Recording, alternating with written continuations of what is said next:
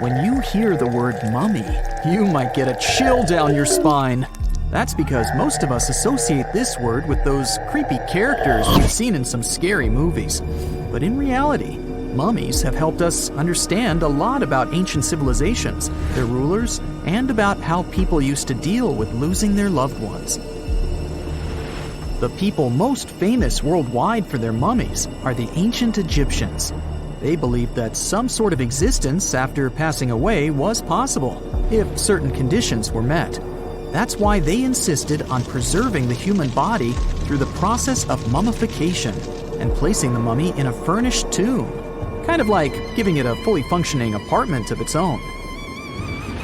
Why did they believe in this? Well, because they were deeply connected to their natural environment for the most part. They saw the natural cycles around them, like how the sun rose every day, followed by the moon, or how new life was always sprouting from plants, even after they had wilted away. They also believed that the powerful spirit Osiris, who represented the cycle of passing away and resurrection, played a role in this process. To prepare for the afterlife, the ancient Egyptians followed certain rituals, like mummification, which involved using materials like honey, resins, and incense to preserve the body. There's no other mummy more popular than that of King Tut. He was a young pharaoh who ruled over 3,000 years ago in Egypt. The problem with discovering ancient royal tombs is that most of such burial sites were previously robbed. People knew ancient rulers had been left with many valuable belongings, so those locations became vulnerable to thieves. When King Tut's tomb was opened in 1922, people were excited because it had not been robbed, like many other previously discovered royal tombs. That's how well hidden it was. Inside, his mummy was encapsulated in a total of 3 coffins, including one made of gold. The objects found in his tomb showed us what ancient Egypt was like, and studying his mummy also helped us learn about the culture and practices popular at the time when he passed away. We also learned about his family by looking at his DNA. Scientists were able to discover that he had had a disease called malaria and a problem with his foot that might have made it hard for him to walk. Ramses II was another pharaoh in Egypt who ruled for 68 years, which was quite a lot back in the day. He was known for his expansion campaigns and building projects. Many objects from his time as a ruler still exist today, including a large statue of him. Ramses II was about 6 feet tall and lived to be about 90 years old. After looking at his mummy, scientists concluded that he may have had a medical condition that affected his spine. Now, remember those thieves I mentioned before? They are probably the reason why Ramses II ended up in a plain coffin in a secret collection of royal mummies at Deir al-Bahari, which was rediscovered in 1881. Thankfully, archaeologists were able to identify him because his journeys had been recorded on his wrappings. The process was really tedious too. In fact, in ancient Egypt, the mummification process could take a staggering 70 days to complete. A special person would say a very specific speech while delicately handling the body and drying it out using a type of salt called natron. They also used linen and resin to make the body look more lifelike and to wrap it in cloth. The tomb was equally as important for ancient Egyptians. The walls of King Tut's tomb, for example, were adorned with intricate artwork that depicted his journey to the afterlife, from his burial procession to his passage through the underworld. The ancient Egyptians believed that everyone made this journey after passing away, and they filled their tombs with items and paintings to help the person in their spiritual travels. Additionally, the walls of the tomb were decorated with spells from a special book, which contained a collection of poems that the Egyptians believed would help people reach the afterlife. And speaking of how important this journey was, people also placed food in these ancient tombs. In King Tut's tomb, archaeologists discovered 36 jars of vintage beverages and 8 baskets of fruit, which were believed to be left there to help him in his journey to the afterlife. The Egyptians believed that traveling to the afterlife took a really long time, so they left a lot of supplies, such as food and water, to sustain their loved ones. Pharaohs also generally had numerous luxurious garments and beautiful jewelry in their tombs to ensure that they would have a fashionable journey. These items included various types of linen clothing, such as tunics, scarves, gloves, and headdresses, as well as a lot of gold jewelry with precious stones, like bracelets, buckles, pendants, necklaces, rings, and even precious depictions of insects for protection. Some were also deposited with fans made from ivory and ostrich feathers to keep them cool in the afterlife. Some ancient rulers were even placed in their forever apartments along with boats. For example, Pharaoh Khufu built the Great Pyramid at Giza as his tomb, and a large ship was found inside. King Tut, however, was buried with multiple boat paddles, but no actual boat. Instead, he had 3 chariots and numerous walking sticks made of precious materials, perhaps indicating he'd rather travel to the beyond by land, not by water. Amongst the most interesting objects found near ancient mummies are bottles of oils and perfumes. If rulers were supposed to be fashionable, why not smell nice too, right? Also, some of them had some ancient kinds of board games, most of them made out of precious materials like gold or ivory. One of those games was called Senet. It was very popular amongst the ancient Egyptians and very similar to modern-day chess. The ancient Egyptians may have the most famous mummies out there, but they weren't the first to invent the procedure. In fact, it all started in South America with an ancient civilization named the Chinchorro. As far as we know today, these people were the first to mummify their loved ones that had passed away. They did it somewhere around 2,000 years before the Egyptians started their own rituals. Sure, we can tell a lot about ancient rulers by studying these mummies, but until recently, we had no idea what they really looked like during their lifetime. Not so long ago, though, some very special mummy paintings were found by archaeologists studying ancient Egyptian objects. These mummy portraits are highly detailed paintings of individuals that were made while they were still alive. Such paintings were often painted on wood, as opposed to the classical portraits we all know about, which are painted on canvas. They are known for their realism and beauty, and have even been used by researchers to diagnose diseases by comparing them to the corresponding mummies. Some of these portraits also include depictions of jewelry, which was later found on the mummies. The recent discovery of these mummy portraits in Central Egypt is significant, as it marks the first time in over a century that such paintings have been found. Mummies appeared all around the world naturally, too.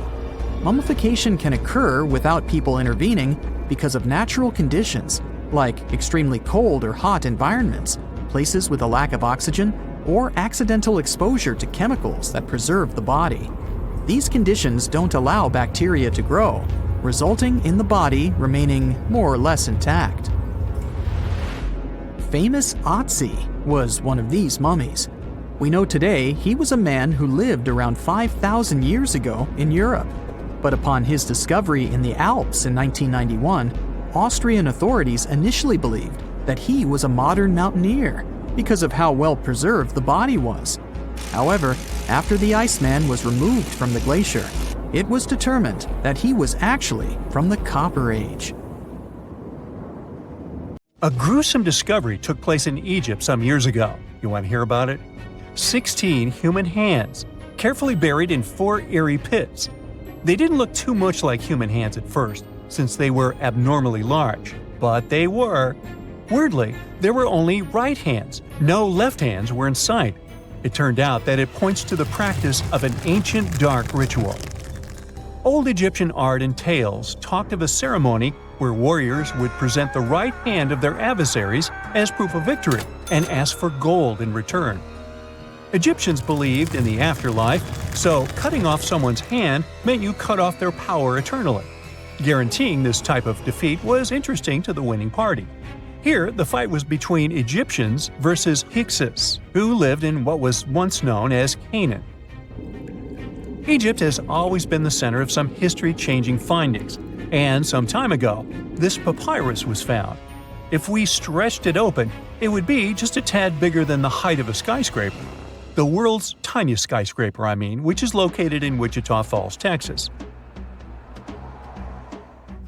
When humans didn't write on their notes app, they wrote on this thing, made from the medulla of a papyrus plant. Around 2,000 years ago, ancient Egyptians wrote something reminiscent of a book where they describe most of their funerary traditions and their visions of the afterlife. It's considered one of the most important texts from ancient Egypt and is still sold in bookstores to this day. This ancient manuscript was unearthed from a chamber located just south of the Pyramid of Djoser, located in Saqqara. Oh yes, Djoser is the oldest pyramid in Egypt and not the Giza pyramids like most people think. So recently, the site of Saqqara buzzed with excited archaeologists who probably found one of Egypt's oldest complete mummies. They believe that this beautiful and well-preserved mummy was that of a wealthy man. He was discovered in a deep shaft, covered in layers of gold leaves.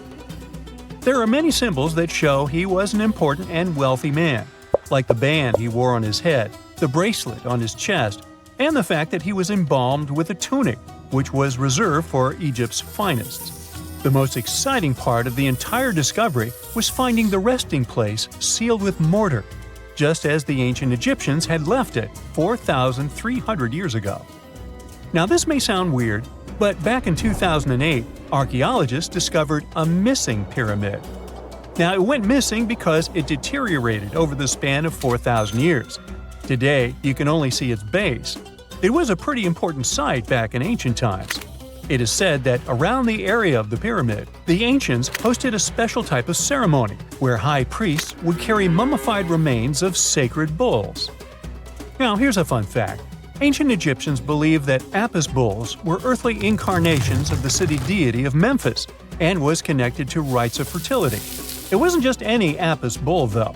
They needed to be all black with a single white mark between its horns and a bunch of very specific characteristics. They were selected by the local priests and honored until they passed away. After that, they were mummified and buried in underground galleries. Meanwhile, this missing pyramid sort of disappeared around the 1800s. It was a German archaeologist who first found it in the village of Saqqara. He called it the Headless Pyramid when he first found it. But then, years after the official discovery, the desert sand came along and covered the whole thing. There were some excavations between the 19th and 20th centuries, but they weren't too systematic. That's why scientists were so thrilled when they dug an entire pyramid's base after removing the 25-foot mound of sand that was covering it. Oh, and it turns out American archaeologists are excavating a cemetery in Egypt that could contain over 1 million mummified bodies. So far, archaeologists have dug around 1,700 mummies. One of the main differences from other classic Egyptian mummies is that these people weren't kings and pharaohs. They were commoners that most likely lived about 1,500 years ago, when Egypt was controlled by the Roman and Byzantine empires. The name of the cemetery is cool, though, the Way of the Water Buffalo, just in case you want to check it out on your next trip. Other than bulls and buffaloes, ancient Egyptians also liked baboons. Are you seeing a pattern here? In the beginning of the 20th century, archaeologists discovered a site filled with mummified baboons in a place called, guess what? The Valley of Monkeys. An animal wouldn't have been mummified if it wasn't considered important. Certain animals were more important than others, since they were linked to specific deities. Jackals were connected to Anubis, the ancient god of the afterlife, and cats were likened to the female deity Bastet.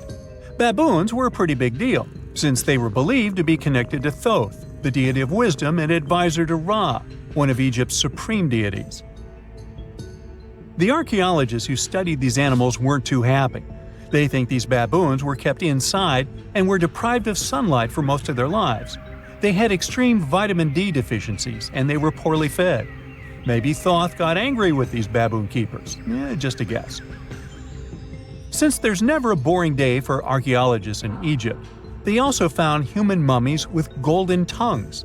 Since Egyptians were all about the afterlife, they believed that golden tongues might help a person speak once they pass to the other side. I mean, it's a long shot, but hey, why not? Some of these mummies were placed in wooden coffins with goods, such as necklaces, pottery, golden artifacts in the shape of lotus flowers and scarab beetles, and iPhones. Just kidding. A new temple was also unearthed recently in Egypt. Scientists believe it was dedicated to honor Zeus Cassius. That deity would be a cross between Zeus, the almighty Greek deity of the sky, and Mount Cassius. While digging around the Sinai Peninsula in Egypt, archaeologists spotted 2 pink granite columns poking out of the ground, and bingo! They believe these columns represented the temple's front gate and collapsed during an earthquake many years ago. And speaking of deities, there weren't only super serious deities. Recently, scientists unearthed a golden ring in a city south of Cairo. No, Frodo, it's not magical. It was a normal gold ring, but it had the depiction of the deity of fun, officially named Bes. This deity is often described in sacred texts as a happy chubby dwarf. Today, many tattoos we get are sorta deprived of any sense and are made of aesthetic purposes only. In ancient Egypt, though, women would get tattoos as a token of protection for childbirth. That's what scientists think, at least. Around the Nile region, scientists found some mummies that had well-preserved tattoos, which is a rarity since the skin deteriorates so easily. 2 of these women tattooed their lower backs, and the drawings were simple. They were mostly pictures, including that same chubby dwarf we just talked about, Bes. He also had a side hustle as the protector of women during childbirth. Now, would you believe me if I told you ancient Egyptians invented robots? No? Well, that's because that's not entirely true. Sure, they were astronomers, mathematicians, and engineers, and somehow they also squeezed an eccentric invention into that package – an automated deity some scientists called Hathor. This wooden statue had been in the Metropolitan Museum of Art for years before someone noticed its secret. With the help of an X-ray machine, specialists discovered a mechanical operating system inside it. The pulley-like axis goes from the statue's shoulder to her left leg. When the system rotates, the statue raises and lowers her hand. Hey, pick me! Pick me! I got my hand up here. We know that the ancient Egyptians were talented enough to build something as grand as the pyramids, but were they also smart enough to measure the speed of light? There's a theory circulating online that says exactly that. If you look at these 2 numbers, you'll see that they match completely. The first one is the speed of light in a vacuum measured in meters, and the second one is the latitude of the Great Pyramid of Giza. So, was it done on purpose, or is it just a coincidence? Well, happily, we can tell you that it's actually just a coincidence, not another conspiracy thingy. The Great Pyramid is just one of the many places in the world that share the same latitude. And more importantly, even if the ancient Egyptians had somehow measured the speed of light and chosen to keep it a secret from the rest of the world, they wouldn't have used meters to put it down. Meters were only defined at the end of the 18th century. The builders of the pyramids used a different unit of measure called cubits. 1 cubit is equal to 1.5 feet. Cubit was based on the length of the arm from the elbow to the tip of the middle finger, and it became popular in the ancient world. So if they wanted to impress the rest of the world and set the pyramids at a point that matched the speed of light in cubits, they would have to build their iconic constructions somewhere in Europe. And then the Danish astronomer who first measured the speed of light in 1676 would have been really upset to know that someone had done it centuries before him. So although they were ahead of their time in many aspects, the ancient Egyptians never measured the speed of light or used longitude and latitude to map their locations. The base of the Great Pyramid of Giza might seem like a perfect square, but it's actually an 8-sided structure, not 4-sided. Each of its 4 sides has a subtle concave indentation that splits it evenly from base to tip. The official version is that a British pilot was the first to notice it in 1940 while flying over the pyramid. He took a photograph that showed shadows highlighting these indentations. Some people think these lines are only visible from above and can best be seen at dawn and dusk during the spring and autumn equinoxes. This has led to a freaky theory that the ancient Egyptians might have designed the pyramids to communicate with something looking at them from above. Now, the Great Pyramid is one of only 3 pyramids that used to have a swivel door. It weighed around 20 tons, but they could still easily open it from the inside. Its precise fit made it nearly invisible from the outside, with no visible latch or handle. There were only slight variations in the exterior stone that gave out an opening. The other 2 pyramids with similar doors belonged to Khufu's father and grandfather. The Great Pyramid also has a hidden void at least 100 feet long, that was only found in 2017. We still don't know what lies within the space, what purpose it served, or if it is the only space of its kind. Researchers used the same tech to see through cathedral walls, Mayan pyramids, and even volcanoes. It depends on a natural shower of subatomic particles called muons. They pass more easily through empty space than through solid materials. So if they arrange multiple muon detectors around a structure, scientists can map out its solid and empty areas. A team of scientists placed muon detectors inside the Great Pyramid and allowed them to gather data for months. Scientists have analyzed samples of the mortar used to build the pyramids many times. Although we know its composition, modern technology still can't replicate it. The mortar is mostly made from processed gypsum, but it wasn't used like the cement we use for bricks today. Instead, they used it to support the joints between the massive stones as they were set in place. The estimated amount they needed to construct the Great Pyramid was around 500,000 tons of mortar. The gypsum mortar is stronger than the stones themselves and has held up for thousands of years. Now, all four sides of the Great Pyramid are aligned with the cardinal points – north, south, east, and west. According to geologist and engineer Glenn Dash, the alignment is accurate to within 4 minutes of arc, or 1/15th of a degree. The architects managed to achieve this without modern tools like drones, blueprints, or computers. Many researchers try to explain this construction miracle. Maybe they used the pole star or the sun's shadow. Dash recently proposed a new, simpler idea. The Egyptians might have used the autumnal equinox to align the pyramids. It happens twice a year when the Earth's equator passes through the center of the sun's disk, making day and night nearly equal in length. To test his theory, Dash conducted an experiment on the 22nd of September 2016, the first day of the fall equinox. He used a special rod the Egyptians had to cast a shadow and tracked its tip at regular intervals, forming a smooth curve. By connecting 2 points of the curve with a taut string, he created an almost perfect east-west line. Dash noted that on the equinox, the shadow's tip runs in a straight line, nearly perfectly east-west, and with a slight counterclockwise error. There's a similar error in the pyramids. Although his experiment was conducted in Connecticut, Dash believes that the same method would work in Egypt. All the ancient Egyptians needed was a clear, sunny day. They could determine the fall equinox by counting 91 days from the summer solstice. But they left us few clues, and no engineering documents or architectural plans have been found that explain their methods.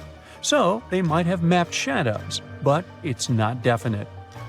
Now, scientists have long wondered how heavy stone blocks were carried to the pyramid sites, and they might finally have an answer. A research team from the University of North Carolina, Wilmington, has discovered that 31 pyramids are likely to have been built along a long-lost ancient branch of the River Nile. It's now hidden under desert and farmland. For many years, archaeologists have thought that ancient Egyptians must have used a nearby waterway to transport materials, equipment, people, and whatever else they needed to build the pyramids on the river. But up until now, they weren't certain of the location, shape, size, or proximity of this waterway to the site of the pyramids. The group of researchers used radar satellite imagery, historical maps, geophysical surveys, and sediment coring to map the river branch. They believe it was buried by a major drought and sandstorms thousands of years ago. The team managed to go below the sand surface and get images of some hidden features thanks to radar technology.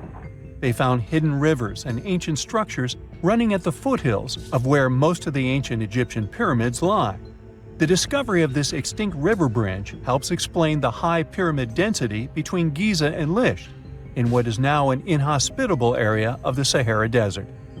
Now, Egypt isn't the only country with the most pyramids in the world. The champion's title here goes to its southern neighbor, Sudan. It has between 200 and 255 pyramids, compared to Egypt's measly 138. They were built by members of the Kingdom of Kush, an ancient civilization that ruled the lands along the Nile River many years ago. They started erecting pyramids around 500 years after the Egyptians had stopped doing it. Their pyramids are much smaller than the Egyptian ones, but were built for the same purposes. Archaeologists are still working to find out how the pyramids in the Sudan were built, how long it took to complete them, and what happened to their society. Most people know that pyramids were built as grand tombs for the pharaohs, designed to ensure they had a smooth journey to the afterlife. The Great Pyramid of Giza, for instance, was constructed for the pharaoh Khufu. But what most people don't know is that this whole pyramid building trend started right here with the step pyramid of Djoser about 4,700 years ago. This massive structure was built for Pharaoh Djoser, a ruler from Egypt's third dynasty. It rises 7 layers high above the ground and stands about 200 feet tall. We think of it today as a phenomenal architectural project, but for ancient Egyptians, the step pyramid of Djoser turned out to be more like a massive experiment, a trial run, if you will, to perfect their building skills before they moved on to even more ambitious pyramids. Reaching new heights is super exciting, but the real mystery is what is going on below the ground. In this pyramid's underground labyrinth, there is a network of tunnels stretching about 3.5 miles long, and some researchers believe these tunnels might have been part of a sophisticated water system that could completely change what we think about pyramid construction. Let's talk about this massive complex located in Saqqara. Surrounding the pyramid, there's what's known as a dry moat, a continuous trench that is up to 164 feet wide and almost 2 miles long. It forms a sort of rectangular shape around the pyramid. This trench has an average depth of about 65 feet. Now, if you were to add up all the earth and rock they dug out to create this moat, it would be about 10 times the volume of the step pyramid itself. For the longest time, people just assumed this trench was nothing more than a huge quarry, a place where they dug up stone and clay to build the step pyramid. Makes sense, right? But when you take a closer look, it doesn't add up. The trench is too narrow and deep to be practical for mining, and its layout doesn't match anything we know about ancient Egyptian quarrying methods. Plus, some sections of the trench are actually covered with a rocky ceiling, which would have made it nearly impossible to use as a quarry. Another theory suggests that the dry moat had some kind of spiritual significance. Maybe it was a sacred place, where souls of nobles gathered to serve the late king in the afterlife. There are even niches in the walls that work as a hint at this spiritual function. But most researchers believe that this purpose likely developed much later, long after the complex was built for Djoser. So, what was the moat really designed for? In 2020, a researcher came up with a pretty intriguing idea. It is possible that this trench was actually designed to collect and manage water, especially after heavy rainfalls. Now, that makes sense when you consider the location. The moat sits in an area that could easily have been flooded by runoff water from nearby plains.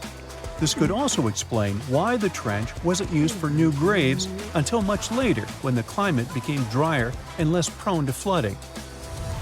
The story becomes even more intriguing as this trench appears to be part of a larger, more complex hydraulic system within the Djoser complex. It is like the trench has several compartments, carefully carved out of the rock and connected by tunnels. These compartments likely served as a part of a water treatment system, where water would flow from one compartment to the next, getting cleaner as it moved along.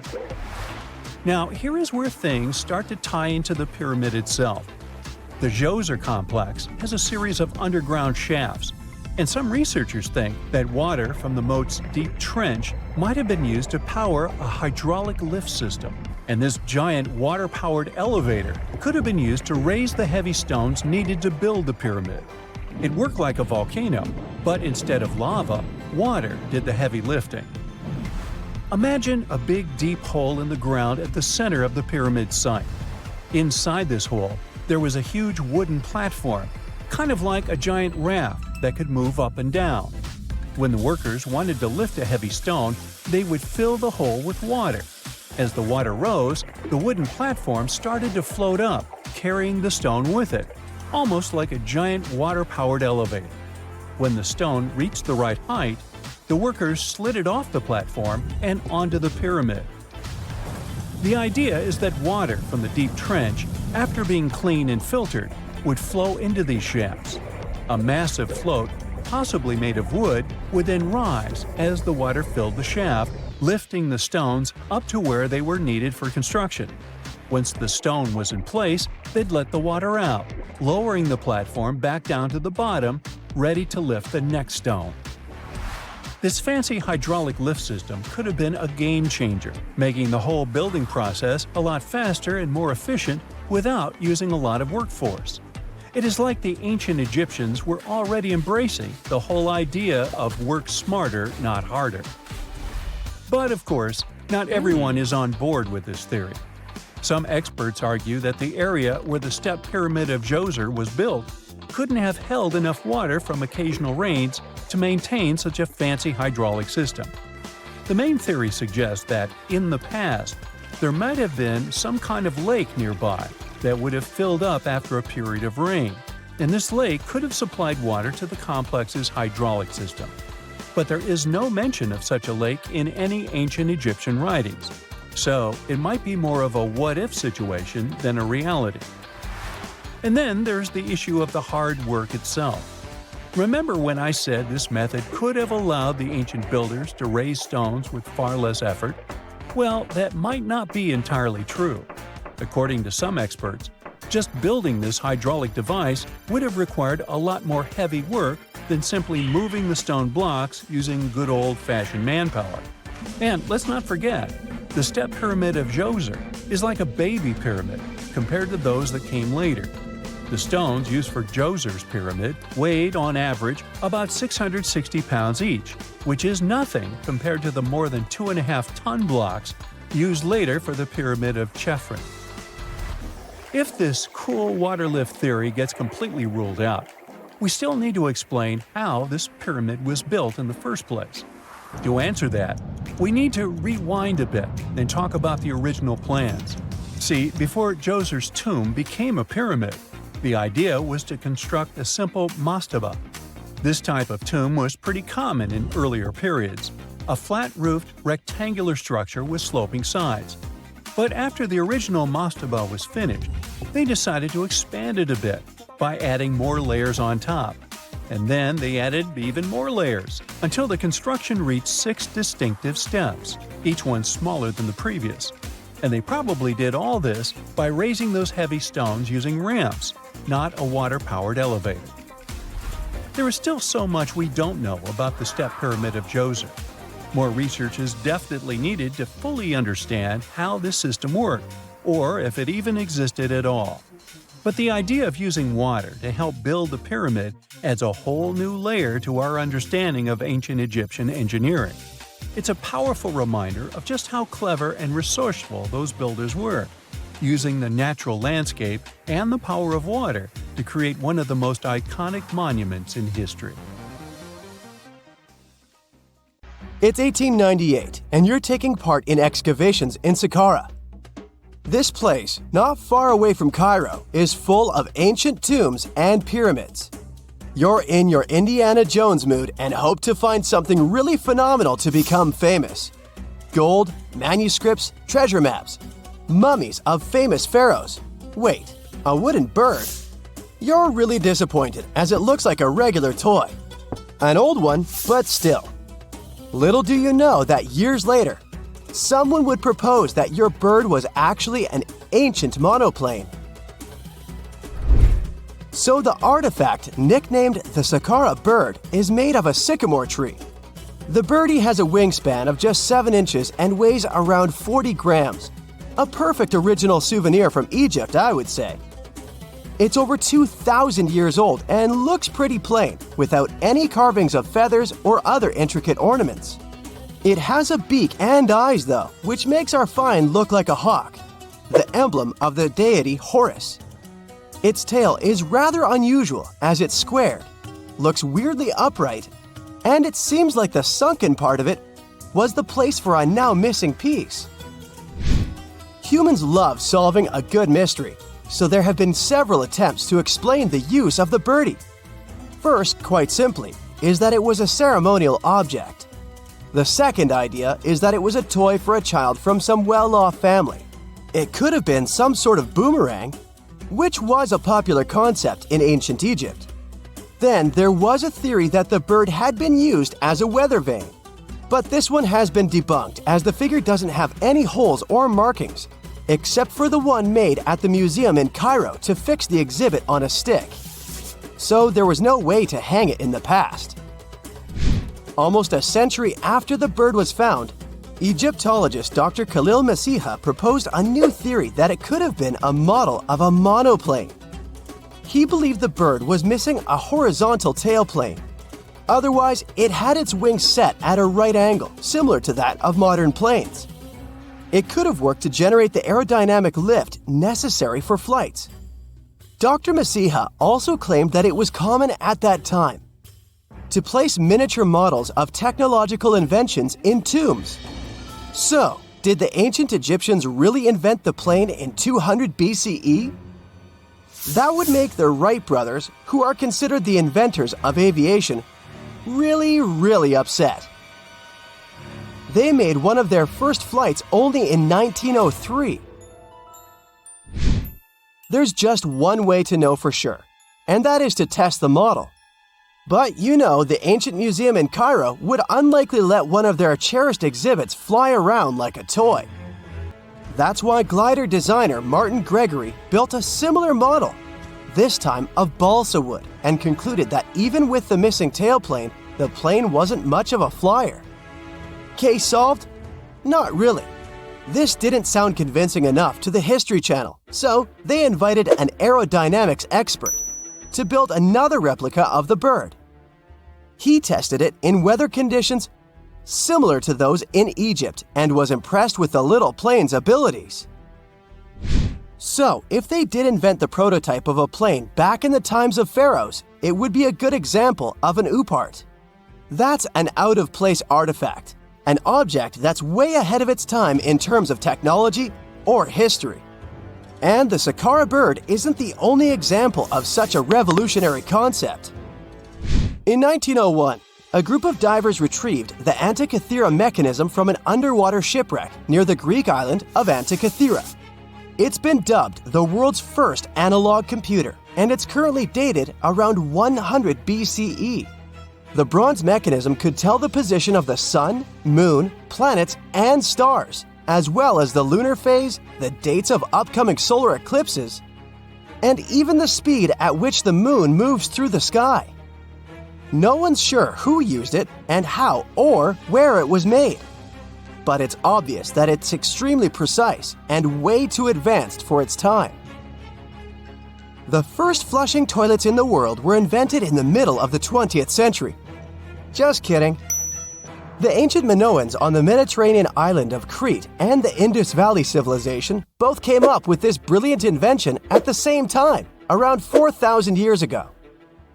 The plumbing and sanitation were so well done that no one managed to design anything better until 2,000 years later.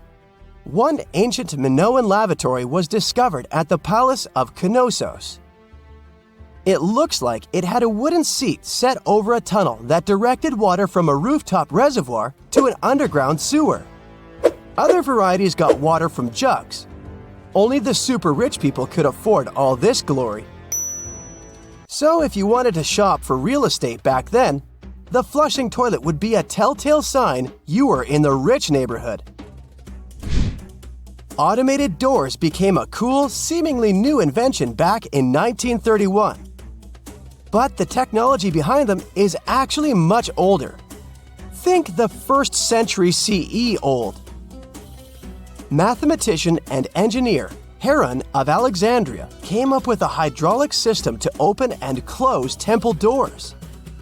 To bring it into action, you need to light a fire to produce heat. There was a brass pot under the fire, half filled with water. The inventor connected the brass pot to containers that acted as weights. When the fire was burning, the water moved into the containers. They went down and pulled the ropes. It was nothing like a supermarket door that opens in front of you before you even have time to think. Heron's door took hours to open, and there was no way to stop the process.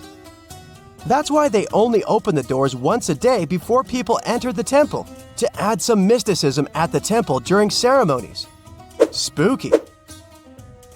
looks like the first ever battery was invented in Baghdad around 2,000 years ago. A German archaeologist found this oval-shaped clay jar in 1938. Scientists are still not sure what purpose it served and who exactly invented it. There is a theory that it was used for electroplating objects with precious metals. When they filled it with a weak acid like vinegar, the battery produced around 1 volt of electricity. Another theory says it was a vessel for sacred scrolls. Would you like to buy contact lenses designed by Leonardo da Vinci himself? In 1508, he invented a glass lens with a funnel on one side. You were supposed to wear it with water inside to improve your vision. Sounds a bit uncomfortable, doesn't it? So, around a century later, French scientist René Descartes decided to improve the idea and make the cornea contact the future lenses. Contacts because they contact your eyes, get it? The glass tube with liquid did help improve vision, but blinking was sadly impossible. 2.5 centuries later, new technologies in the glass industry let scientists design contacts that would fit in the eye and even let the wearer blink. Thanks, guys! Still, those lenses were made of heavy blown glass and didn't let the eye breathe. About 50 years later, contacts became plastic, lightweight, unbreakable, and scratch-resistant, but still covering the entire eye. And then, in 1948, an English optical technician accidentally sanded down a plastic lens and figured out they'd still be in place even if they covered only the cornea. Imagine you're living in 19th century London and need to send a message to New York. It would have taken about 10 days to get there by ship. So when delivery time went from days to hours in 1858, it was a true sensation. The first message was sent by Queen Victoria herself. It was all made possible thanks to the transatlantic telegraph cable, running under the ocean. Sadly, the new cool invention only lasted a few weeks. It took years to bring it back to life. Secant, cosine, tangent, sine, 3.14159. Yeah, that was the cheer we heard coming from the trigonometry club back in the day. For the rest of us in math class, terms such as sine, tangent, and pi were just bewildering. Who invented these and why? Was their only purpose to make it harder for students? Well, not quite. Trigonometry was invented by the ancient Egyptians. They needed this knowledge to construct pyramids, and they did a pretty good job too.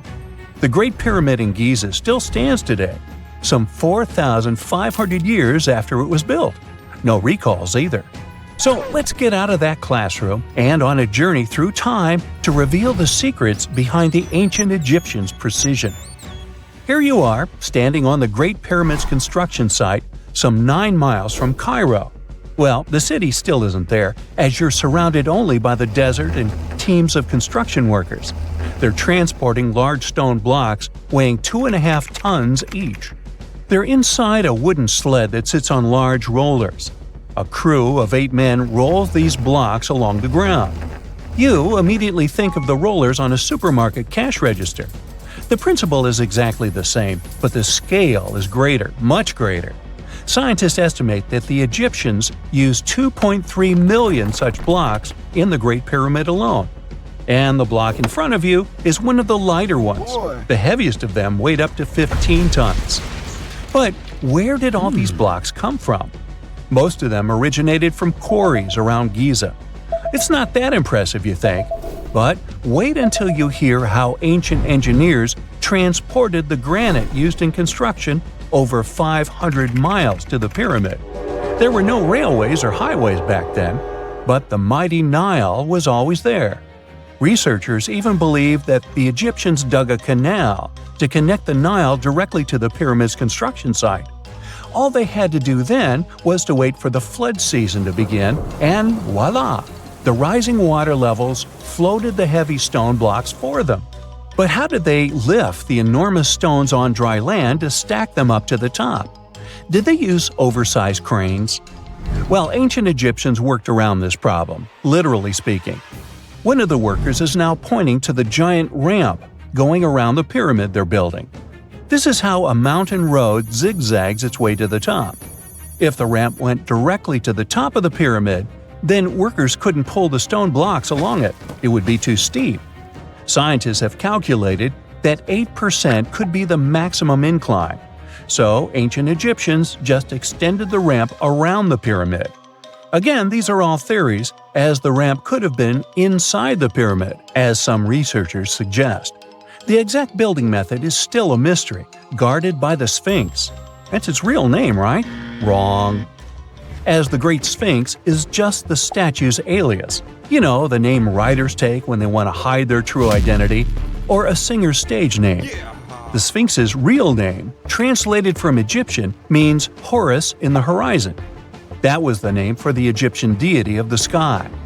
The trail of mystery doesn't end there. As a man walks past you with a bucket of paint, he's going to add a touch of color to the Great Sphinx.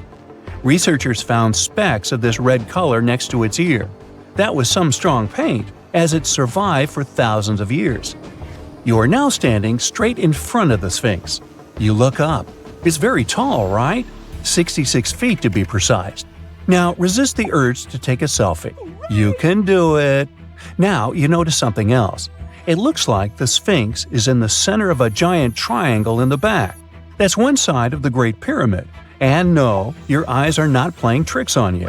The Sphinx really does sit in the center of the pyramid's lateral face. Here's where math comes in handy. A pyramid has 4 sides, called lateral faces. There's also a 5th face, the base, but that's not visible. It's, wait for it, face down.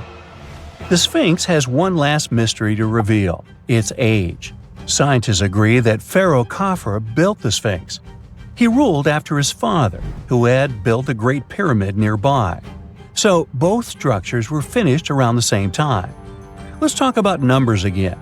You've heard of Cleopatra, the Egyptian princess described as a woman of great beauty. Hello? She saw the pyramids, but she lived closer to the time of the first iPhone than the time of the people who built the pyramids. Fascinating, right? You can see thousands of people around you. They're working hard to build the pharaoh's tomb. But how many of them are there exactly?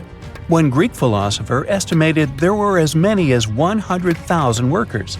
Seems like an okay number for such an enormous structure, but it can't be true. Science simply can't back up this number. Egyptologists put the total number of workers at 30,000. And yes, Indiana Jones was one of them, at least on the big screen, but he showed up late. Egyptologists know a lot about the pyramids, but not everything. Not because they don't want to, but because they haven't yet dug up enough evidence. They can only guess how the building process went. First, engineers would arrive to choose the right spot and do the necessary measurements. That's why they needed all that complicated math. Then, it's time for sourcing the material, the large stone blocks I mentioned earlier. When boats deliver them to the site of the future pyramid, workers can finally do their thing. They operated in smaller groups, but there were at least 2,000 of them chiseling and carving away at any given time. Sounds like a typical construction site today? Well, that's because it is, just thousands of years ago. It's amazing what ancient Egyptians were able to achieve with just copper and stone tools. The pyramid is now complete in front of you. But is it the same pyramid we see today? Why is this structure shining bright in the desert sun? Isn't it supposed to be a dusty yellow color? Well, no. Human activity and the elements have completely stripped the outer layer of stones over time. Expert craftspeople polished these blocks using nothing but stone and sand. The end result was a smooth and shiny rock. On the day it was completed, the Great Pyramid of Giza was a perfect triangle of light. Its polished sides acted like giant mirrors, reflecting the powerful Egyptian sun. This is the point where you should put your glasses on, and that shiny thing you see at the pyramid's very top is actually gold. The capstone at the top of the pyramid is called a pyramidion. It was covered in sheets of gold. As you can guess, these were the first stones to disappear. Let's make another stop before we get you back to your classroom. We travel to the British Isles, and no, Stonehenge isn't our destination. It is Newgrange in County Meath. Scientists estimate that the ancient peoples of Ireland built this stone monument around the year 3200 BCE. This makes it older than both Stonehenge and the Great Pyramid in Giza. The function of the circular mound in Newgrange is the same as the one of the Great Pyramid and equally mysterious. The estimated amount of loose stone present in the valley is over 220,000 tons. And it's not just randomly thrown on a pile. The order in which the stones are set makes the structure water-resistant. That would explain how Newgrange had survived for so long. Kinda makes you want to splash out the cash for that waterproof phone case, huh? Well, you're back in your school desk, but today's math lecture is the last thing on your mind. You're thinking about how great the Egyptian pyramids are, and if we have something similar today. It turns out modern engineers are just as impressed with the Great Pyramid as you are. There's a glass pyramid sitting in the main courtyard of the famous Louvre Museum in Paris. The panorama of San Francisco wouldn't be complete without the 48-story Trans-America Pyramid. But Las Vegas went the furthest. There we find the Luxor Hotel. It's so big that it's the third largest pyramid on the planet. And guess what's in front of it? Yup, a replica of the Sphinx. It's 110 feet tall, 2 stories higher than the one in Giza. Yeah, everything's bigger in Vegas. If there's a question that still baffles archaeologists to this day, it's this one. How did the ancient Egyptians build those magnificent pyramids? As far as we know today, their resources were quite limited, especially in terms of tools and building materials. We still don't have a fully satisfying answer, but hey, we've got some pretty amazing theories worth considering. The leading contender among these theories involves the clever Egyptians employing a sneaky strategy. Now picture this. They constructed a slanted and curving mound made of bricks, earth, and sand encircling the pyramid to be.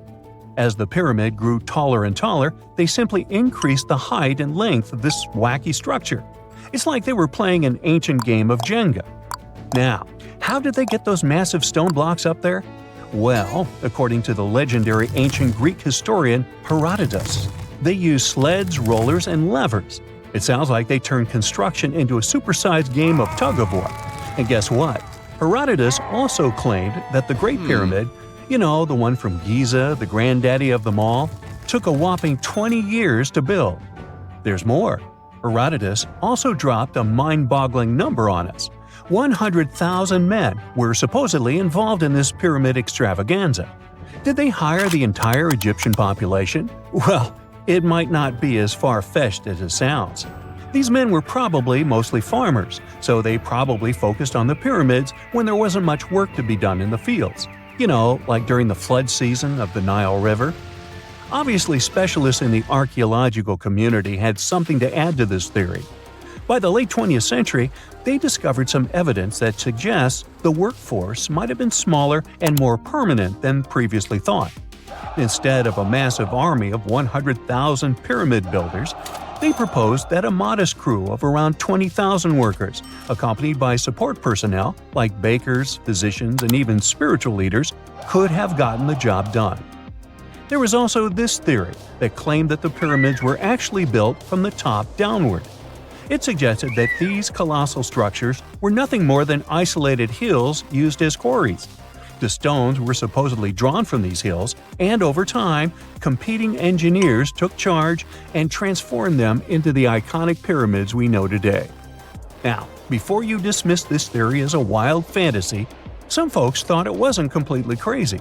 After all, there are instances where isolated hills exist, so maybe this theory had a tiny glimmer of truth. Whether it involved ramp building or ingenious work schedules, one thing is clear. Those pyramids have definitely left their mark on history and on our imaginations. Now, speaking of ancient Egyptian mysteries, there's this gigantic unfinished obelisk sitting in ancient Egypt, and scientists are trying to figure out how it was shaped. Now, some people suggest that our industrious ancestors used handheld pounders to get the job done. One expert has a different take on the matter, though. He argues that if we take a closer look at the pattern left behind by the shaping tool, we'll notice something peculiar. The walls of the trenches surrounding the obelisk display a neat and even pattern. which is pretty unlikely if they were pounded away by mere mortal hands.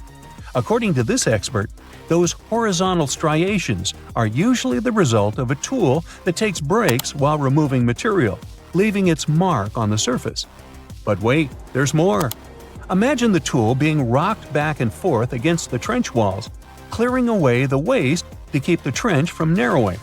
Well, in that case, the tool might have left some funky horizontal striations where it was pressed against the sidewall. This sounds like some fancy technology at play, don't you think? And guess what? The dynastic Egyptians probably didn't have access to that kind of know-how. Another famous Egyptologist from way back also uncovered a bunch of core drills during his adventures. Although the actual drill bits are missing, his collection houses these particular core remnants made of limestone, alabaster, and even granite. These constructions aren't the only amazing thing the ancient Egyptians left behind, though. As it turns out, the Egyptians were the genius minds behind the creation of the handheld mirror. Yeah, that little mirror you use every day to check yourself out. But here's the twist. These mirrors are like pieces of art. They were decorated with inscriptions and figures. But that's not all. The Egyptians had a serious concern with their appearance. They knew the importance of personal hygiene and looking fabulous. So, in their quest for pearly whites, they invented toothbrushes and toothpaste. Dental problems were pretty common back then, and their smiles weren't exactly all white. Dentistry wasn't their strongest suit, you see. Maybe their minds were distracted by all that pyramid building. So that doesn't mean those ancient toothpaste recipes weren't amazing. One delightful concoction included rock salt, mint, dried iris petals, and pepper. Some brave dentists in the 21st century tried it out, and it worked pretty well. Ground-up ash was also used in another recipe to create a tooth cleansing paste. Mint was missing, so that didn't do much for their breath. That's when the genius Egyptians came up with the world's first breath mints. They made tablets from heated spices like cinnamon, and they mixed it with honey. Now, let's shift gears to home decor, Egyptian style. They surely took ornamentation to the next level. While the concept of decorating furniture started in Mesopotamia, the Egyptians cranked it up a notch. They went all out with different colors of ink and even developed various weights of paper. Oh, and let's not forget about those cute little area rugs we all have in our homes today. Guess who came up with the idea? Yep, the Egyptians. They used the versatile papyrus plant to make those cozy rugs. And speaking of trends, the Egyptians loved their knickknacks. They had an assortment of small figurines in the shapes of cats, dogs, and people. These statues were made from various materials, like simple sun-dried mud to the ultimate bling of gold. It all depended on how loaded you were. The Egyptians were also all about farming, and they knew that clean water was crucial for their crops and animals. That's why they came up with some nifty inventions and techniques to make sure their land was fertile and their plants were happy. First off, they had the genius idea of using ox-drawn plows. They had two types of plows, heavy and light. The heavy plow would strut its stuff, cutting deep furrows in the soil, while the lighter plow followed behind, fluffing up the earth. But they didn't stop there. After plowing, the Egyptians would break up clumps of soil and sow the rows with seeds. To give those seeds a good old squish into the furrows, they'd march their livestock across the field, effectively closing up the furrows. But hey, all that hard work would be pointless if their seeds were as dry as the Sahara. That's where irrigation comes into play. The Egyptians were so good at it that other cultures, like the Greeks and Romans, couldn't help but copy their techniques. Now let's switch gears and talk about the marvelous architecture of ancient Egypt. These folks weren't just skilled farmers, they were also architectural maestros. They built these fancy canals to carry water to farms and villages, and boy, did they know how to make those canals look pretty. Just imagine strolling along a canal lined with ornate structures. The pharaoh Ramesses the Great was quite the overachiever when it came to construction. One of his mind-blowing creations was the construction located at Abu Simbel. This building was designed so that twice a year, the sun would shine directly into it and illuminate the statues of Ramesses. And let's not forget about the corbelled arch. Without this architectural gem, we'd be missing out on some mind-boggling structures like the Great Pyramid. The Egyptians knew how to make things stand tall and proud, thanks to their engineering and construction wizardry. They built grand halls and inner sanctums that make your jaw drop, and some of these temples doubled as astronomical observatories. Not many civilizations are as mysterious as ancient Egypt, a powerful empire that lasted over 3,000 years. It gave us pyramids that still stand and myths that still inspire. It's one of the most explored places on Earth, yet somehow, we still find exciting stuff. In Abydos, archaeologists just uncovered a 3,600-year-old royal tomb. It's huge! It has golden hieroglyphs of deities covering the entrance, but the pharaoh's name? It's not there. It's missing. Who was this ruler, and what new chapter could this open in Egypt's story?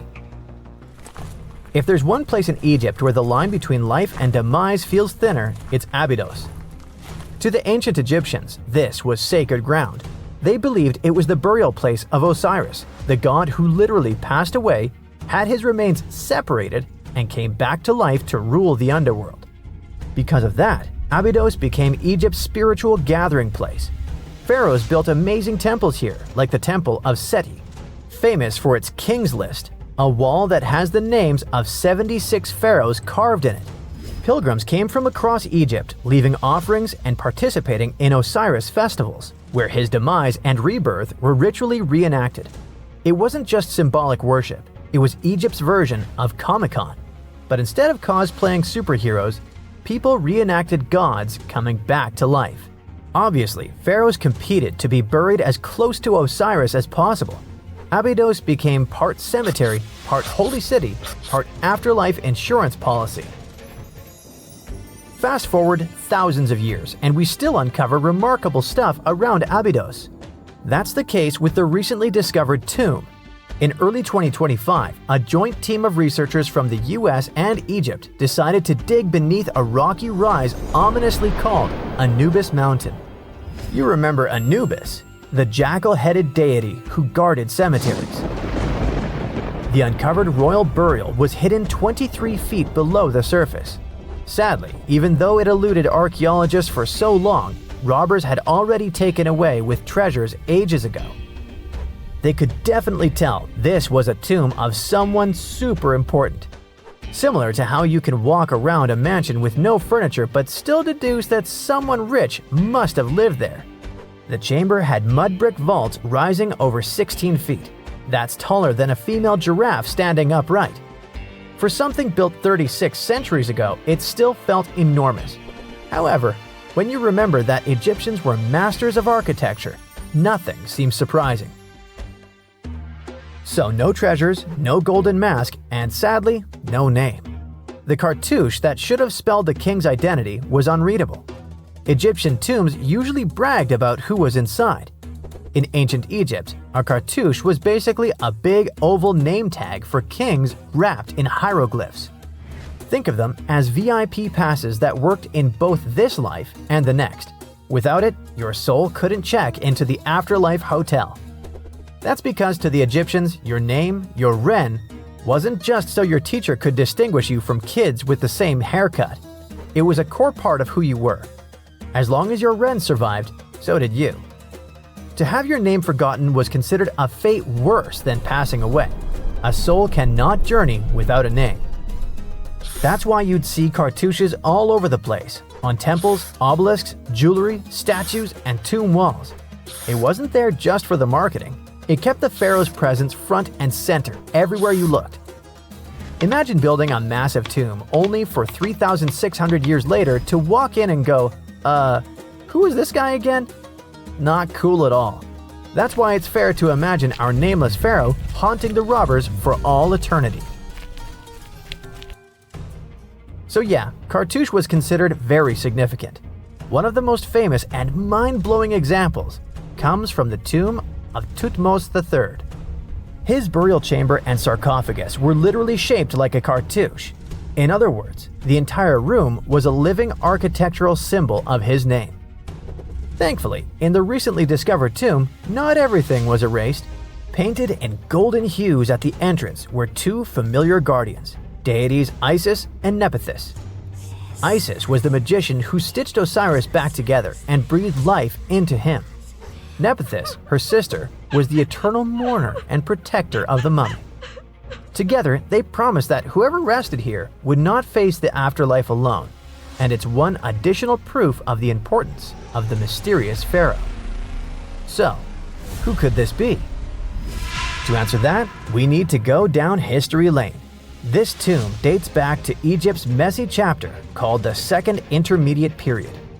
Instead of one ruler in charge, the country had many rival kingdoms, each with its own little power base, like a real-life Egyptian version of Game of Thrones. And right in the middle of that chaos was Abydos. For a while, it was home to its own line of kings, the so-called Abydos dynasty. Those weren't the pyramid builders everyone knows, and that's why they're so mysterious. They left behind almost nothing. No great monuments, no sprawling cities, just fragments of names on broken blocks.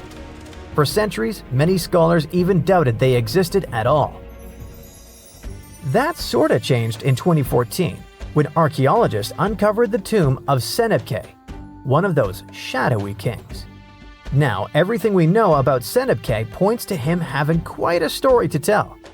His bones revealed 18 deep wounds, the kind you get in battle. He had blows to his skull, back, and hands, and likely lost his life fighting, making him one of the few pharaohs we know who sadly fell in combat. His tomb was modest, with reused artifacts from earlier kings, but it delivered one priceless thing: proof. Until Senebkay, the Abydos dynasty was just a theory. With him, it became real. And that's why the new discovery could be a big deal. The newly uncovered royal tomb at Abydos shares the same layout and style as Senebkay's. It has limestone chambers, mud brick vaults, and protective deities, although it's much bigger. Which again raises the possibility that we're looking at an even earlier, more powerful ruler of Abydos. Whoever he was, he wanted to be remembered alongside the greats. Which is ironic, because it seems that history tried erasing him. Perhaps additional findings alongside his tomb could tell us more. Yes, there's more, and it's actually pretty cool. Not far from Abydos, in the village of Banawit, archaeologists uncovered a Roman-era pottery workshop. Yeah, you heard that right, a pottery factory close to a pharaoh's burial ground. The site had huge clay kilns, storage rooms, and even broken shards called ostraca. They were basically ancient sticky notes. Except instead of shopping lists, those had receipts scratched onto them in Greek and Demotic Egyptian. Little records of everyday transactions, the kind of thing you'd never expect to find near a lost dynasty king. Honestly, the potters missed a chance. Forget boring receipts. They should have been selling Osiris's mugs and Anubis figurines to pilgrims and tourists. But that's not all. It seems that centuries later, during the medieval period, the same ground became a cemetery. Archaeologists found mud brick graves with skeletal remains. This could mean that Abydos kept its aura of significance for hundreds of years after the age of pharaohs. So why this hill again and again? Is this place really a getaway to the afterlife? It is, after all, the very place where Osiris is said to rest. That belief lingered like a shadow for thousands of years, strong enough to pull in pharaohs and later medieval families. Different rituals, same sacred ground. Although, to be fair, the Romans weren't here for Osiris. They came to make pots. The story of Abydos is not over. The excavations will continue, and who knows what else could be discovered in the future. Today, archaeologists are armed with tools that are basically X-ray glasses for the desert. Every scan could reveal a hidden chamber, or if we're lucky, finally give our nameless pharaoh his wren back to him. In fact, I became strangely invested in finding out who he was. So let's hope for some news soon. It's only a matter of time. Do you have your own theories? Let me know. In 1850, French scientist Auguste Mariette went to Egypt looking for manuscripts, but accidentally found a head of a sphinx sticking out of the dunes.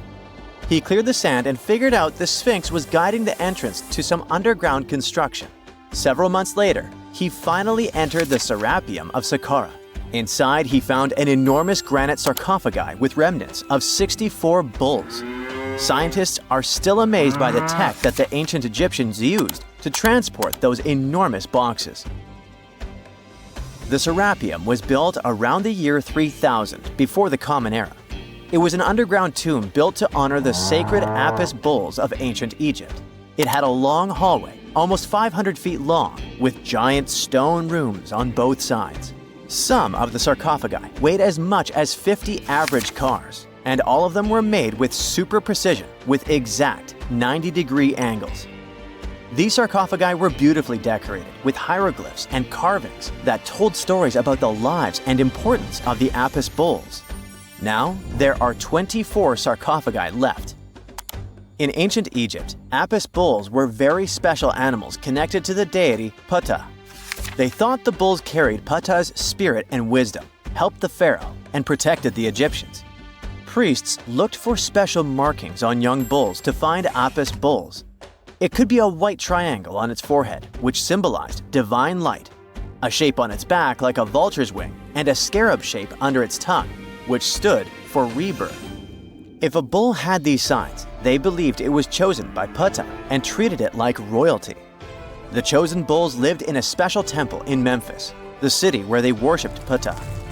They received the best care and offerings from visitors who wanted their blessings. When an Apis bull passed away, it was treated with great honor and mummified.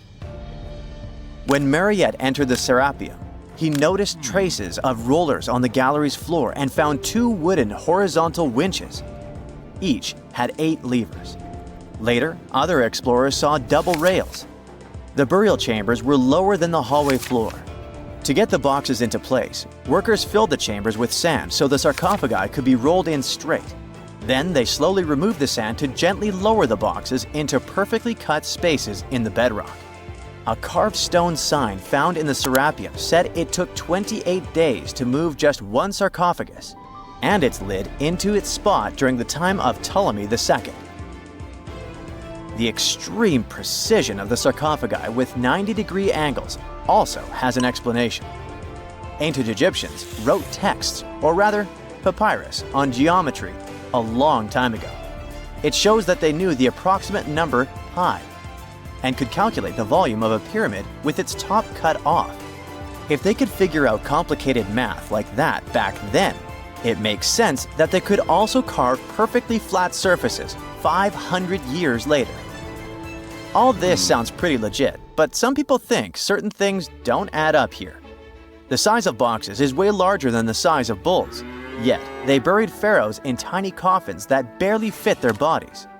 The sarcophagi are made out of granite with crazy precision, and they could have just used limestone, which would have made things way easier.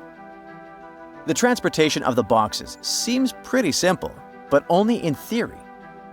If one person could pull about 440 pounds, then at least 250 people would be needed to pull just one box.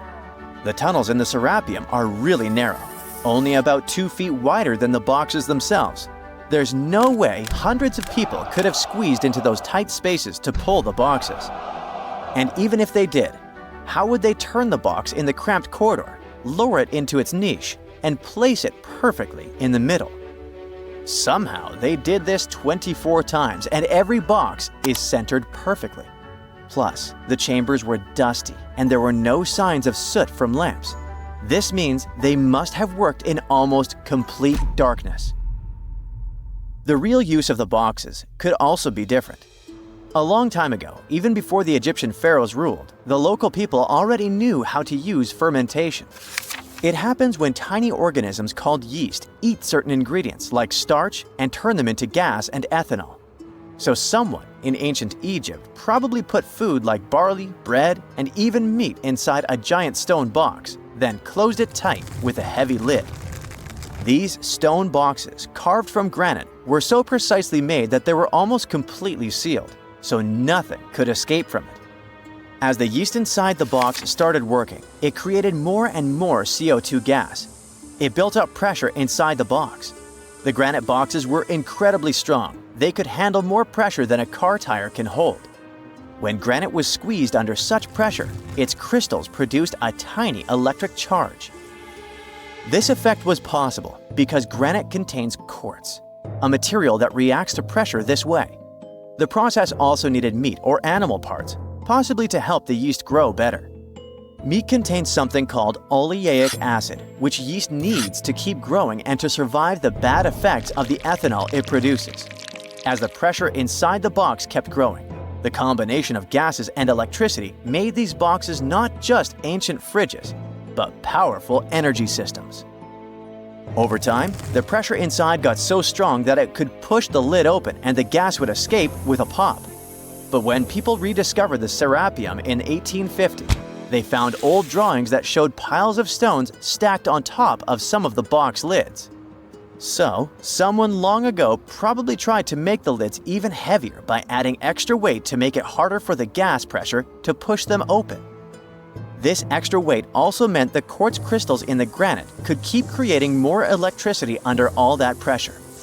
If someone opened one of these stone boxes thousands of years later, they would only find bones from bowls that were placed in the box. And that's exactly what Mariette discovered in the 1850s. They opened the serapeum for visitors soon after the first excavations in the second half of the 19th century. Prince of Wales even had a luncheon with his guests in one of the sarcophagi. Sands and earthquakes made the site inaccessible for a while, but now you can visit it again and try to solve the mystery yourself. With new tech, we could have answers to many other historical mysteries soon.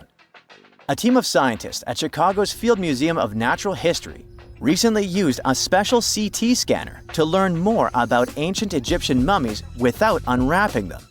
They gently rolled 26 mummies on custom carts out to the parking lot, where the scanner was waiting. It took thousands of detailed X-ray pictures of each mummy and their coffins. When all the pictures were put together, they created 3D images that showed what was inside, the skeletons, and some artifacts. The scientists hope these images will help them understand ancient Egyptian burial practices from over 3,000 years ago. Even though the scanning process only took 4 days, it might take 3 years to study all the data. But scientists were able to learn some personal details about the mummies. One of the most popular mummified individuals at the museum, Lady Chineta, was a woman who lived in ancient Egypt about 3,000 years ago. It looks like she passed away in her late 30s or early 40s. To make sure her body looked complete for the afterlife, embalmers put stuffing in her neck to keep it from collapsing. They also placed artificial eyes in her sockets, so she would have eyes in the next world. She was wrapped in fancy linen and placed in a beautifully decorated coffin.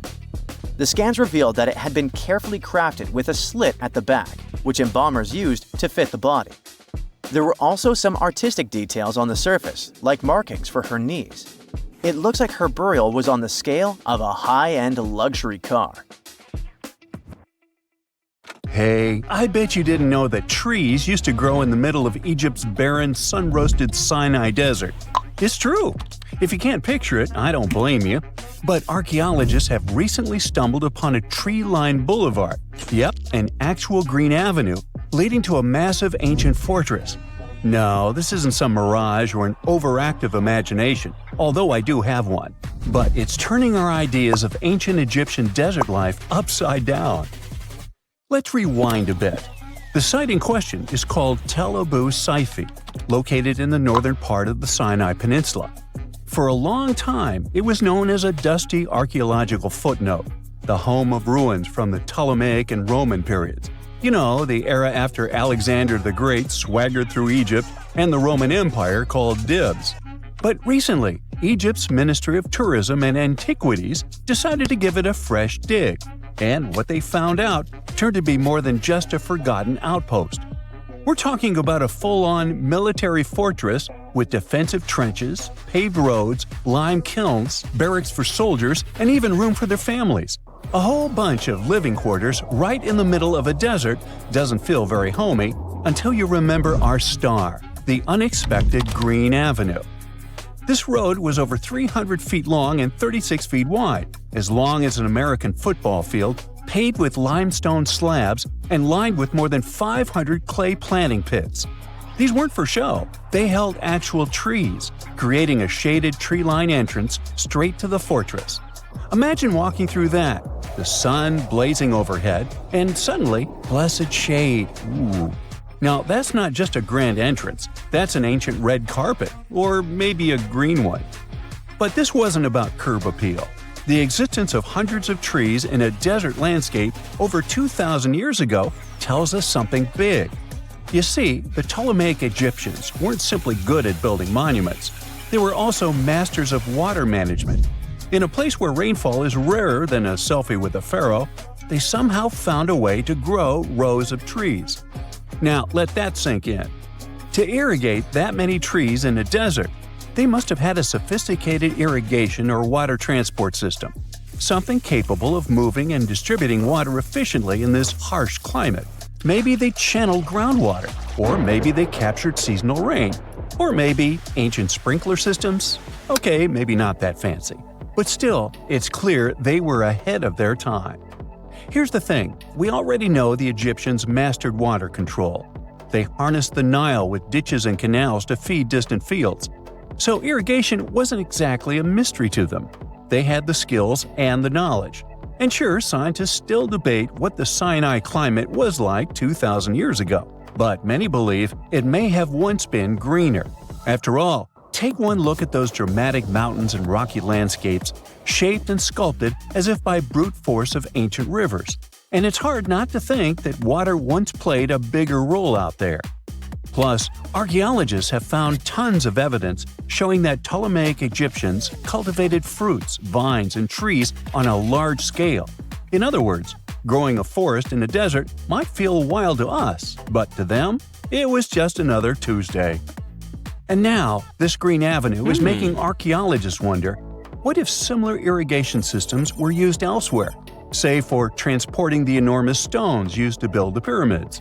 There's already a theory that ancient rivers or human-made canals helped move those stones. And the Tel Abu Saifi discovery? Well, it might just be the missing puzzle piece. This isn't just a dream. Back then, rivers were like highways, power grids, and cargo trains of the ancient world, all rolled into one. Egyptians used them for everything – irrigating crops, trading goods, powering industry, and even mobilizing for war. If you were doing something important, odds are it involved a river. But wait, it gets even better. Excavations revealed deep defensive trenches, like ancient moats, dug more than 6 feet deep around the fortress. Those weren't just muddy ditches. They were part of an elaborate defense system designed to be filled or bridged to control access. Think of it as ancient Egypt's version of a retractable security gate, minus the hydraulics. And while the trenches were keeping intruders out, life inside the fortress was bustling. Remember how we said archaeologists had found military housing units? It turns out soldiers might have lived there with their families. So this wasn't just a barracks, it was a thriving community, with meals, routines, kids playing, and probably a whole lot of ancient gossip flying around the dinner table. In addition to all the military stuff, researchers found 4 massive lime kilns used to produce quicklime, an essential ingredient for making construction mortar. These kilns are a big deal because they suggest that during the later Roman period, Tel Abu Saifi turned into an industrial hub. It was like the Home Depot of ancient Egypt, churning out materials to build and repair buildings. But here's where the plot thickens. Underneath all of this, beneath the roads, the trenches, the kilns, archaeologists found the corners of an even older structure, a mystery building. Could it be the remains of a third, much older fortress? Or an ancient cemetery or lost city? Nobody knows yet, but one thing's clear, this story isn't over. Honestly, this might be the coolest archaeological cliffhanger of the decade. So, what does this all mean? Well, for starters, it challenges everything we assumed about desert life in ancient Egypt. For the longest time, deserts were thought of as natural barriers, dry, deadly, and empty. But this find suggests that the desert might have once been green and full of life, not because the climate was dramatically different, but because the Egyptians were incredibly good at bending the environment to their will. They didn't just survive in the desert, they transformed it. It also adds fuel to the fire in the age-old debate about ancient Egyptian tech. If they could build a fortress with tree-lined roads, moats, irrigation, and industry in the middle of the Sinai, Is it really such a stretch to imagine they could engineer water channels to move pyramid stones? Forget the Ancient Aliens TV show. Sure, it's entertaining, I'll give you that, but it makes us forget something crucial. Those people were brilliant. A lot of what we call modern technology is recycled ancient ingenuity. And who knows how much knowledge we've lost over time. Meanwhile, the dig continues. Scientists are now mapping the entire Tel Abu Saifi site, trying to piece together how all the structures connect. Some want to analyze soil samples to find traces of old tree roots and maybe even figure out what kinds of trees once grew there.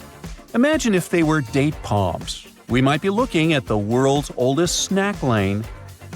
You already know that the implications of the discoveries don't stop with history books, right?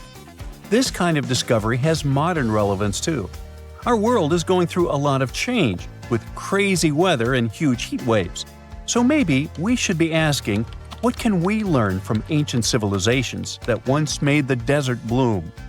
If nothing else, Tel Abu Saifi reminds us that the ancient Egyptians were more than just pharaohs, pyramids, and mummies. They were visionary planners, eco-architects, and straight-up problem solvers. They didn't wait for nature to hand them what they needed. They engineered it. And thanks to discoveries like this, we're getting a clearer picture of just how advanced and, frankly, how cool ancient Egyptian civilization really was.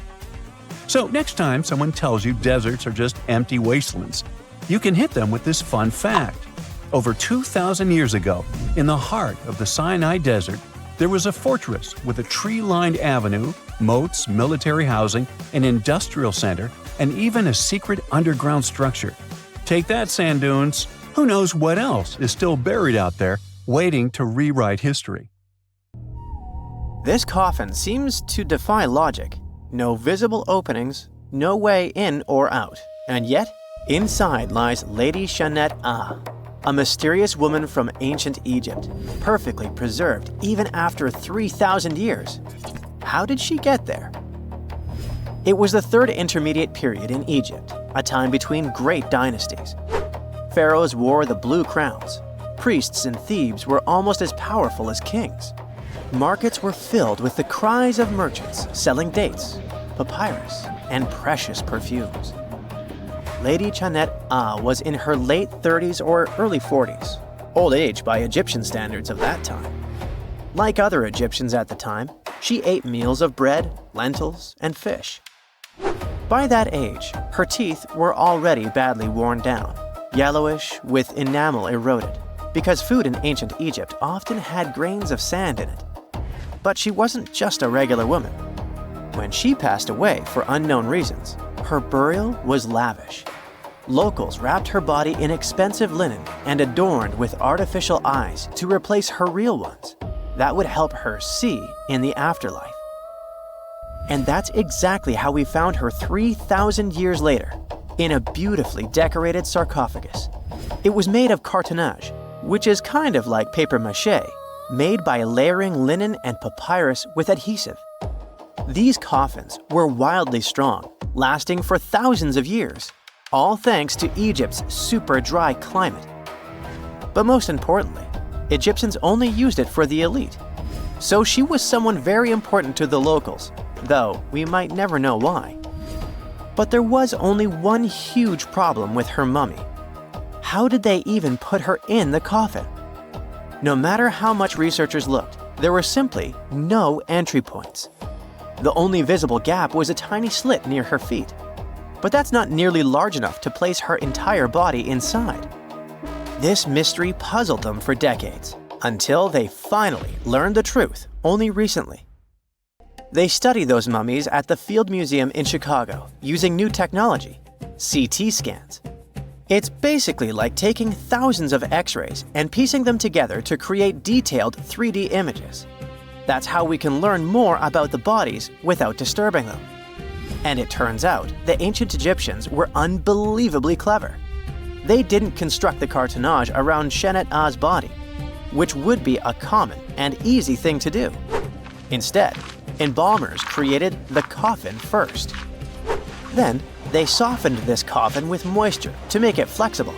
After that, they carefully molded it around her wrapped body. They did cut a slit along the back of the coffin to do that, but then they laced it up like a corset, so it seemed like there were no openings. Finally, they secured a wooden panel at her feet to keep everything in place. That's where the tiny slit came from. Usually, the insides were removed and put in jars, symbolically guarded by the 4 sons of Horus. Egyptians believed that the deceased would need all that stuff once they got into the afterlife. They also thought it would help preserve the body for ages, which, as we can see, worked amazingly well. Thanks to their beliefs, we now have mummies as time capsules. Each son of Horus was supposed to protect each of the specific body parts. The human-headed Imseti for the liver, the baboon-headed Hapi for the lungs, the jackal-headed Dalmutef for the stomach, and the falcon-headed Kebis Senuv for the intestines. It's crazy how much effort the embalmers put into their job, especially in Lady Chanet-A. They wanted to make sure her body remains untouched and the sarcophagus would be perfect for her. You can't help but wonder, who was she if she mattered so much? The ancient Egyptians literally viewed the afterlife as modern retirement planning. You're not just passing away, you gotta prepare yourself for it. Prepare the body, eyes to see, and so on. And the richer or more important you were, the better your afterlife would be. But Chanet-A wasn't the only fascinating mummy they studied. They also decided to scan Harwa, an Egyptian man who lived around the same time. Judging by the mummy, he also had a high social status. His mummy revealed no signs of hard labor and his teeth were well kept, which means he enjoyed some high-quality food without tons of sand in it. Some fellas got lucky both in life and after it. But there were many mysterious mummies throughout history. One of them is Chin Tsun, also known as Lady Di. The story of her began in 1968. Some workers near Changsha, China were digging an air raid shelter for a hospital. But suddenly, they accidentally uncovered an ancient burial site. They came down there and stumbled upon something incredible. 3 tombs belonging to a noblewoman, her husband, and a young man believed to be their son. She was a noblewoman from ancient China, and she had a fascinating backstory. She lived over 2,000 years ago during the Western Han Dynasty. She was married to Li Kang, a guy who served as chancellor to the Changsha Kingdom, a high-ranking official. At first, it looks like Lady Di lived a life of luxury and privilege. She had private musicians to play at her parties, and for her personal enjoyment. She probably played the guqin, an instrument that back in the day people associated with intellect and elegance. And she certainly ate like an empress. Fine meats, delicacies, and all things like that. Even her wardrobe was full of some exquisite silk, not even mentioning the tons of cosmetics. But all this wealth came at a cost. The more she aged, the worse her health became. She got a full pack: a heart condition, diabetes, high pressure, and liver issues. It also looks like her back was driving her crazy, probably making it hard for her to even move. Finally, as a cherry on top, she developed gallstones. All this packed together eventually led to a heart attack that took her life around the age of 50. There was one haunting detail. Scientists found over 130 melon seeds in her stomach and intestines. Most likely, she ate watermelon just hours before she passed away, which means it was probably during summer when the fruit was ripe. She enjoyed a sweet, simple treat before her life was cut short. The excavation began in 1972, and this wasn't easy at all. Over 1,500 local students had to help. And Lady Di was the most mysterious one. She was buried in 4 rectangular pine boxes, one inside the other like a Matryoshka doll, all wrapped in 20 layers of silk, and all that sealed with lots of charcoal and white clay. The coffins were painted beautifully as well, adorned with protective deities, mythical animals, and clouds which symbolized the heavens. There were drawings of divine creatures and Mount Kunlun. The myth said that on this mountain, people reach eternal happiness. All this told us a lot about the Han Dynasty, their beliefs about afterlife, art, daily lives, and their remarkable craftsmanship. And then researchers finally got to the body. It was astonishing. Soft skin, joints that could still bend, and in general, she was almost intact. She even kept her hair, eyelashes, fingerprints, and even traces of blood. It's like she literally passed away only a few weeks ago. Ancient people used a very clever technique to preserve her. It looks like embalmers put her into some weird, mysterious acidic liquid. This liquid prevented bacteria from growing. Unfortunately, it also gave rashes to all the scientists that touched Lady Di. And this rash lasted for 3 months. And you know what they buried together with her? Over 1,400 artifacts, mostly personal stuff like silk clothes, cosmetics, and musical instruments. Even food, grains, meats, wine, and pastries. There were also 162 carved wooden figurines of various servants and musicians. It's possible that they were either just there to service her even in the afterlife, or maybe based on her actual servants.